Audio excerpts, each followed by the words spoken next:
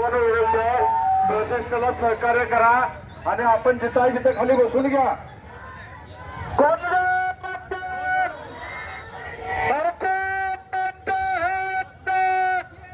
शिवाय अरे कोण म्हणतं होत नाही. सर्वांना विनंती, आपण 2 मिनिटं खाली बसून घ्या. गेला तिथे खाली बसून घ्या. आपण बरं ठीक आहे, आपण सगळे उभं राहूया, पण आपल्या भावना आपण सरकारपर्यंत पोहोचवायच्यात. त्यामुळे सर्व महिलांनी पुढे या. महिला सोयीसाठी हा कॉरिडॉर नाही, हा फक्त भाडेदारीसाठी आणि कॉन्ट्रॅक्टरचे पैसे करण्यासाठी हा माणूस सरकारला जो काल नक्की 4,000 कोटीनं करायचं ना, किती जणांची मत वाचवल्या, कुठं बैठका झाल्या, कशा बैठका झाल्या, कोण कोण मंत्री होतं सगळं आम्हाला कळतंय. आम्हाला जास्त बोलावं सरकारला लावले, कधीच मतदान केलं, आम्ही मतदान केलंच नाही काय. सरकारचं चुकीचं आहे. माजी मुख्यमंत्री विनंती आहे, पहिल्यांदा पंढरपूरचे दारू बंद करा, पंढरपूरच्या परिसरात 10 किलोमीटर मांसाहार बंद करा, पंढरपुराची जाळी बंद करा आणि सरकारच्या जागेत जेवढा ठिकाण बंद झाले एक हिंद शिल्लक ठेवू नका. पोलीस प्रशासन असेल, त्याच पद्धतीने महसूल प्रशासन असेल, या प्रशासनातल्या अधिकाऱ्यांनी या दोन गोष्टी ऐकून घ्या. नेमकी या लोकांची भावना काय आहे, नेमकं तुमचं चुकतंय काय. अधिकारी हे शासनाची लोक म्हणजे आपल्या नागरिकांची नोकर आहेत, शासनाच्या सेवेमध्ये आहेत. त्यांनी फक्त आपला हट्ट चालवू नये, राग हट्ट पुरवू नये, लोकांच्या जनभावना कळवल्या पाहिजे. 2-3 मुद्दे फक्त मी आपल्या समोर मांडतो की माननीय जिल्हाधिकाऱ्यांच्या समोर आम्ही परवा बैठकीमध्ये बसलो होतो. त्यांना त्यावेळी सांगितलं आम्ही की एक संघाने असेल, पंढरपूरकरांनी मागणी केली की 1000 बेडचं हॉस्पिटल, 1000च्या बेडचं हॉस्पिटलची GR माननीय एकनाथ शिंदे साहेबांनी काढला. आम्ही त्यांना विचारलं साहेब, GR निघून वर्ष झाला, हा हॉस्पिटल का होत नाहीये. त्यावेळेस कलेक्टर साहेबांनी उत्तर असं दिलं की आम्ही कृषी विभागाची जागा मागितली, पण कृषी विभागानं आम्हाला सांगितलं आम्ही ती जागा देणार नाही. कृषी विभाग कुणाचा? सरकारचा. हॉस्पिटल कुणाचं? सरकारच्या प्रोजेक्टला सरकारचा एक विभाग जागा देत नाही. आम्ही काय रस्त्यावरून जागा चोरून आणले आहेत का?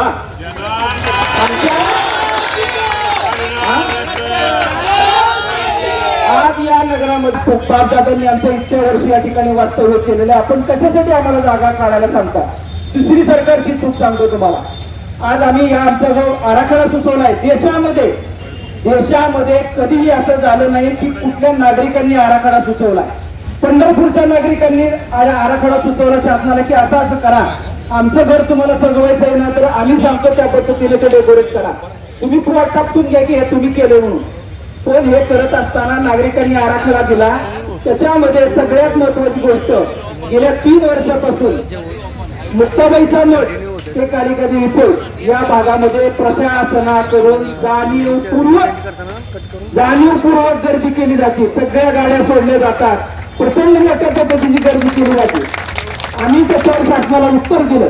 आम्ही फक्त विरोध करत नाही, उत्तर देतो, कारण आम्ही संविधानाला मानणारे नागरिक आहोत.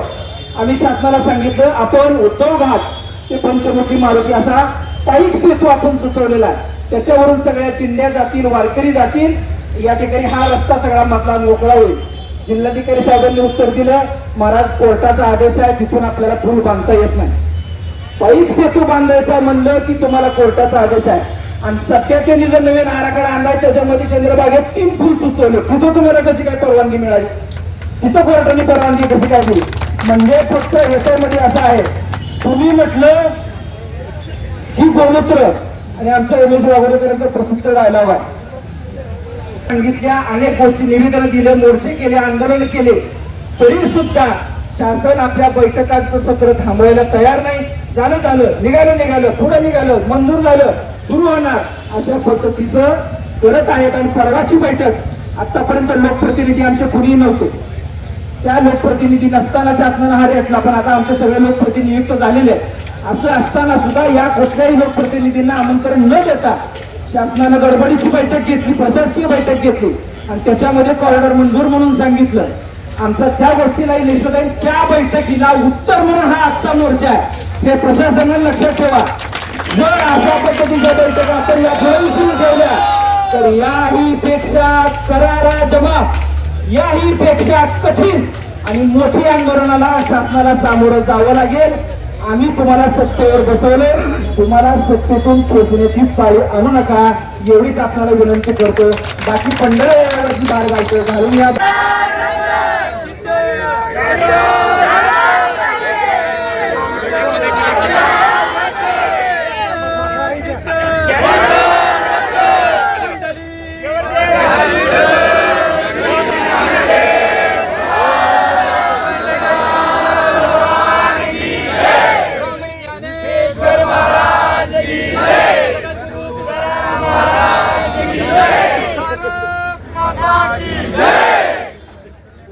तीर्थक्षेत्र बचाव समितीच्या वतीने आज या ठिकाणी भव्य मोर्चा काढण्यात आलेला होता. पंढरपूर शहरामध्ये सरकार दडपशाही करून कॉरिडॉर राबवत आहे, त्या विरुद्ध अत्यंत लोकशाही मार्गाने हा मोर्चा काढण्यात आलेला आहे. या अधिवेशनामध्ये शासन कॉरिडॉरसाठी रक्कम मंजूर करायची शक्यता आहे, म्हणून शासनाला हा आमचा रौद्र स्वरूपाचा मोर्चा दाखवण्यात आलेला आहे. आमचं म्हणणं एवढंच आहे, पंढरपूर शहरामध्ये आजपर्यंत सरकारचे हजारो कोटी रुपये पाण्यात गेलेले आहेत आणि तशा ठिकाणं आम्ही दाखवलेले आहेत, कुठं कुठं सरकारचे पैसे पाण्यात गेलेले आहेत. आपणा सर्व मीडियासमोर सुद्धा आम्ही हे दाखवायला तयार आहोत.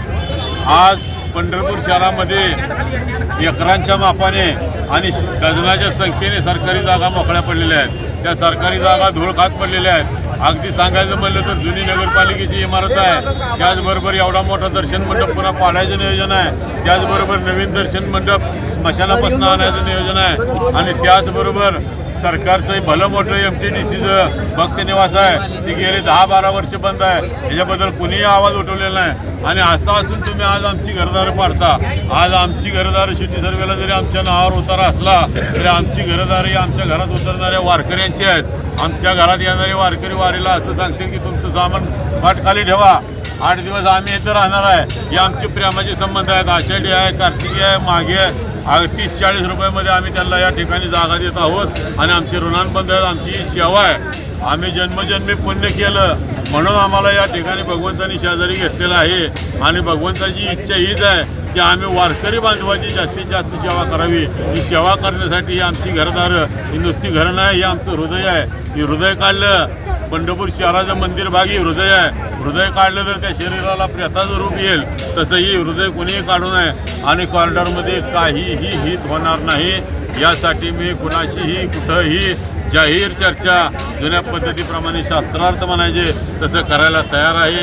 सरकारने आपलं मत सांगावं. या ठिकाणी माननीय आमदार अभिजितआबा पाटील साहेब आमच्या विनंतीला मान देऊन आलेले आहेत. त्यांनी या ठिकाणी आम्हाला सक्रिय पाठिंबा दिलेला आहे. त्यांनी 2 शब्द निवेदन करावं अशी मी त्यांना विनंती करतो.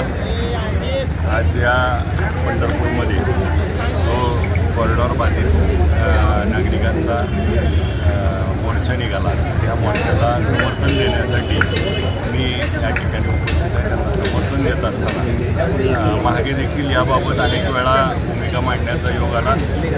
या प्रस्थापितांना त्या ठिकाणी विस्थापित करून जे अनेक वर्ष पिढ्या राहतात त्यांची घरं मोडून विकास करणं, स्थानिकांच्या घरावर बुलडोझर चालवून विकास करणं हा कितपत योग्य आहे याच्यावर विचार करणं आवश्यक आहे.